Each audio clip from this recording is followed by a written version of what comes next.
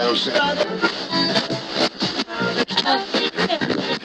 it's Metal Messiah Rock Rage Radio here at Rocklahoma in Pryor, Oklahoma. So I'm back here with Frankie, and Aka from Apocalyptica. So what's up, man? It's like a every week thing I'm running into you. I think we're moving in together in Vegas, right? Hey, I've been to Vegas. I'm friends with Scotty Carrot Top, the comedian. Absolutely. I'm friends with him and his one of his guys, Danny, that works for him. Dude, I go out there all the time. Yeah. And hang out at his house, and he hooks me up, man. Vinnie Paul even took me out one time for my birthday. Like, Vinny's a good friend. Oh, dude. And so I've had great times in Vegas with some of your friends, and so good times for sure. So, what's going on today? It was still wet, man. It rained last week. It's soggy, this man. Week. Yeah. Soggy bottom boys today, dude. You gonna do some of that stuff today? Yeah, the whole set.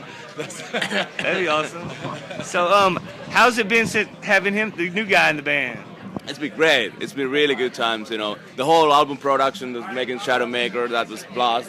You know, it really helped us to get the arrangements and, the music to the new level, having singer, working with us, having Frank with us. And being now on the tour already. We started this tour in January. Now we're on a headlining tour in North America. Still a couple of more weeks, and it's been good. And it's gonna be tons of shows to be played in the future. So I was kind of curious, and it kind of goes back to like you're before his time. How did you go through and pick like the different singers? Like, what would make you think, okay, we got to get this guy? Or there was every time a little bit different approach and a little bit different story behind every collaboration, but.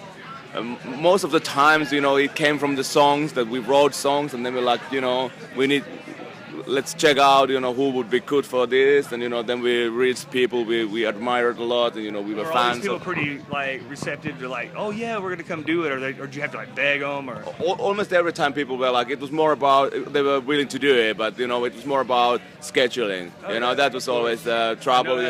Biggest, big artists, with their own career, they don't want to mess up with their own scheduling, with their own releases. So no, it was always we had to find people who don't have active releases at the same time that we have, because you can't go with same singer with two different bands in the radios and stuff like that. That'd be awkward too, especially if one of them got better than the other one in the charts or something. You're like, oh man, Many people are like into that, didn't you? Yeah, we ran accidentally into that, and that's that was kind of.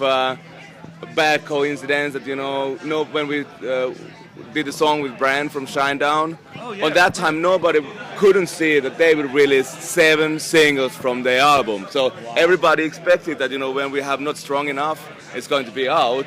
They are already out, from the market. But the record company was like, no, we are releasing 7th single. Yeah, that's crazy. Nobody Usually you only release like what, 2 or 3, and then you're releases 7 singles. And That's really down. Yeah, there you go. That's why they're not doing nothing right now but taking a break. Like, man, 7 singles, we done toured on that shit for how long? Yeah. But the thing was that the album was moving like 3,000-4,000 a week, still after 2 years. And after all and then they were like, you can't go out, and we kind of fucked up the schedule with that, because then we couldn't use the second single, which was like kind of the main song for the album. We couldn't release it.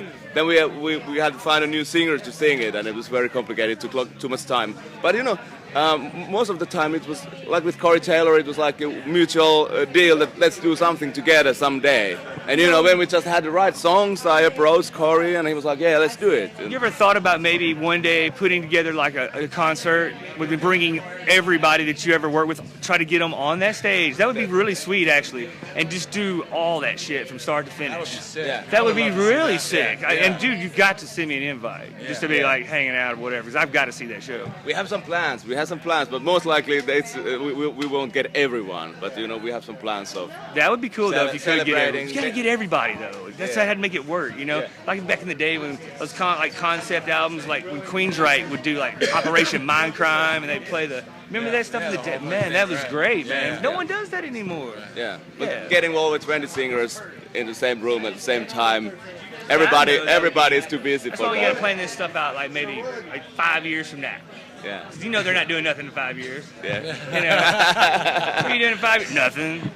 You know how music business is too. It's like you're here today, you're gone today. Yeah, you know, it's right. like there's no tomorrow guaranteed. Yeah. So, but yeah, I think you guys will be around a while though, for sure. Because I mean, you guys are awesome. Next year is going to be the 20th anniversary year of the first album, Plays Metallica by Four Cello. So. Yeah. So I mean, there's no worries with you guys for sure. And so anyway, what time you guys play today? 5 to 5. Maybe it won't be raining. It's been kind of maybe tornadoes, man. This place is bad for tornadoes. I think we're gonna beat it though, dude. Yeah, we're looking forward to some tornadoes. You got a storm shelter on your bus or something? No.